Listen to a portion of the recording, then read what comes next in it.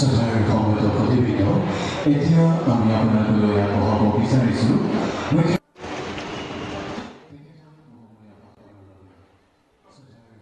লাখপতি দিদি প্রকল্পের উদ্বোধন করলেন আসামের মুখ্যমন্ত্রী হিমন্ত বিশ্ব শর্মা। আসাম বাংলা সীমান্তবর্তী হালাকুড়া উচ্চ মাধ্যমিক বিদ্যালয়ে সোমবার এক প্রশাসনিক সভা থেকে লাখপতি দিদি প্রকল্পের শুভ সূচনা করেন আসামের মুখ্যমন্ত্রী হিমন্ত বিশ্ব শর্মা। এই প্রকল্পের আওতায় গোলকগঞ্জ বিধানসভা এলাকার প্রায় 23,000 স্বনির্ভর গোষ্ঠীর মহিলাদের হাতে 10,000 টাকার চেক তুলে দেন মুখ্যমন্ত্রী। সভায় মুখ্যমন্ত্রী জানান, আত্মনির্ভর ভারতের স্বপ্ন পূরণের লক্ষ্যে প্রধানমন্ত্রী নরেন্দ্র মোদীর উদ্যোগে এই প্রকল্প নেওয়া হয়েছে। প্রথম পর্যায়ে 10,000 টাকা প্রদান করা হলেও পরবর্তী 2 বছরে মহিলারা আত্মনির্ভর হতে পারলে 25,000 ও 50,000 টাকার কিস্তিও পাবেন। তবে দ্বিতীয় কিস্তি পেতে হলে 3টির বেশি সন্তান থাকা চলবে না বলে স্পষ্ট বার্তা দেন তিনি আরো বলেন, মহিলাদের আর্থিক ক্ষমতায়নের লক্ষ্যে অরুণোদয় প্রকল্পের মাধ্যমে প্রতি মাসে 1250 টাকা করে দেওয়া হচ্ছে। গোলকগঞ্জে এদিন আরো 4,000 মহিলাকে নতুন ছাড়পত্র প্রদান করা হয়। পাশাপাশি নতুন রেশন প্রকল্প 100 টাকার মধ্যে 1 কেজি চাল, ডাল, চিনি ও লবণ পাওয়া যাবে। মুখ্যমন্ত্রীর কথায়, কংগ্রেস সরকার দিয়েছিল লুঙ্গি আর কম্বল, বিজেপি সরকার দিচ্ছে আত্মনির্ভরতার পথ।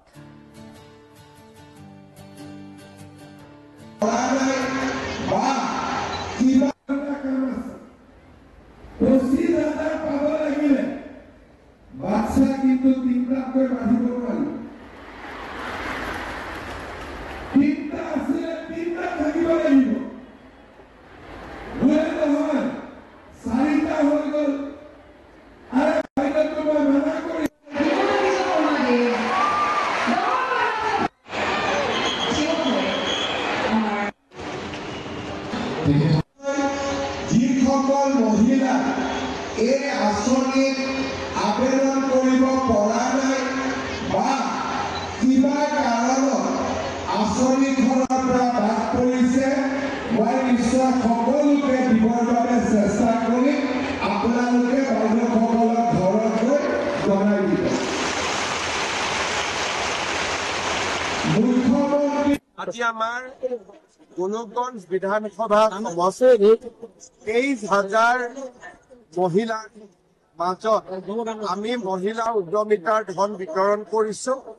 অসমত প্ৰায় 35 লাখ মহিলাই প্ৰথম কিস্তিত 10,000কৈ পাব, দ্বিতীয় কিস্তিত 25,000 পাব, তৃতীয় কিস্তিত 50,000 টকালৈকে তেওঁলোকে পাব পাৰিব।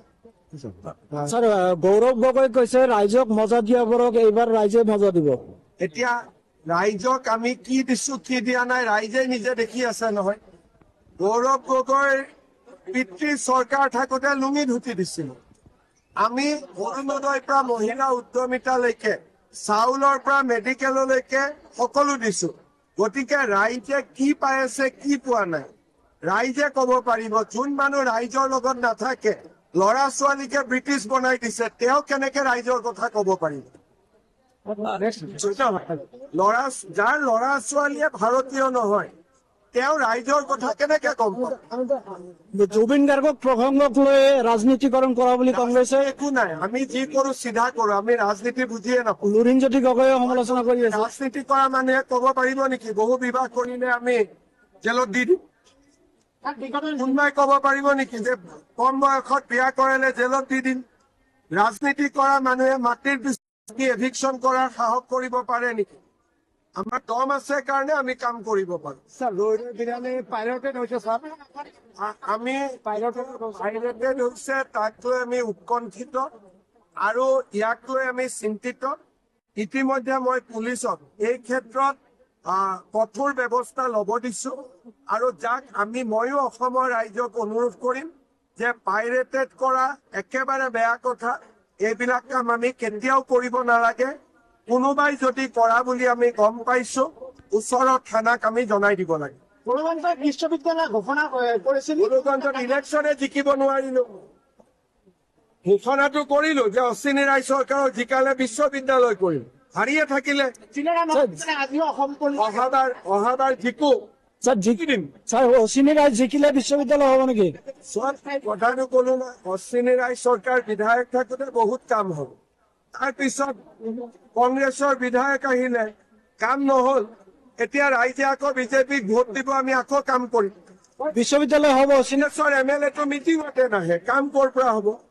অশ্বিনী ৰায় চৰকাৰ আহিলে কোনে আজি কৈ আছে এইটো কৰিব লাগে এইটো কৰিব লাগে কব কোনে লাগে MLA কব লাগে MLA তো দায়িত্বতে নাই মই CM ইয়াত আহিছো MLA তো মেমৰেণ্ডাম এখনে দিয়া নাই গতিকে সাংবাদিকে সুধিবলগীয়া হৈছে MLA ৰ কোনো কাম নাই স্যাৰ অশ্বিনী ৰায় সৰকাৰ আহিলে বিশ্ববিদ্যালয় হব গোলগঞ্জ বিজেপিক মৰম কৰক বিজেপি আগবঢ়াই লৈ যাব ইমান কাম কৰি আছে কিন্তু বিজেপিক মৰম নকৰি যদি আমি কংগ্ৰেছৰ MP 10 লাখ ভোটত জিকাই দিওঁ তাত আৰু বিজেপিৰ জায়গা ক'ত আছে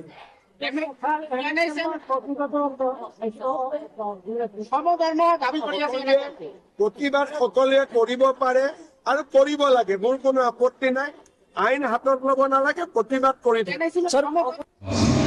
কিন্তু আজি তেওঁলোক আমাৰ দেশৰ একোগৰাকী বিনিময়কৰ্তা তেওঁলোকৰ কষ্ট তথা সাহস বৰ্তমান হৈ পৰিছে আত্মনিৰ্ভৰ ভাৰতৰ এক বৃহৎ চালিকা প্ৰধানমন্ত্ৰী শ্ৰী নৰেন্দ্ৰ মোদী ডাঙৰীয়াৰ নেতৃত্বত নাৰী শক্তি আজি নতুন গতিশীলতা লাভ কৰিছে আৰু ভাৰতৰ নতুন পৰিচয় গঢ়াত তেওঁলোকে এক অনন্য ভূমিকা পালন কৰিছে আৰু প্ৰতিগৰাকী মহিলাৰ সপোনে পাইছে বাস্তৱ ৰূপ এই সংকল্প আগুৱাই নিয়াৰ প্ৰচেষ্টাত মুখ্যমন্ত্ৰী ডক্টৰ হিমন্ত বিশ্ব শৰ্মাৰ দূৰদৰ্শী নেতৃত্বত অসমত আৰম্ভ হৈছে এক নতুন অভিযান মুখ্যমন্ত্ৰী মহিলা উদ্যমিতা অভিযান এই অভিযানৰ লক্ষ্য হৈছে অসমত 4.5 লাখ আত্মসহায়ক গোটৰ 30 লাখৰ মহিলা সদস্যৰ প্ৰতিগৰাকীকে আত্মনিৰ্ভৰ আৰু সবল কৰি তোলা আৰু একোগৰাকী লাখপতি বাইদেউলৈ গঢ়ি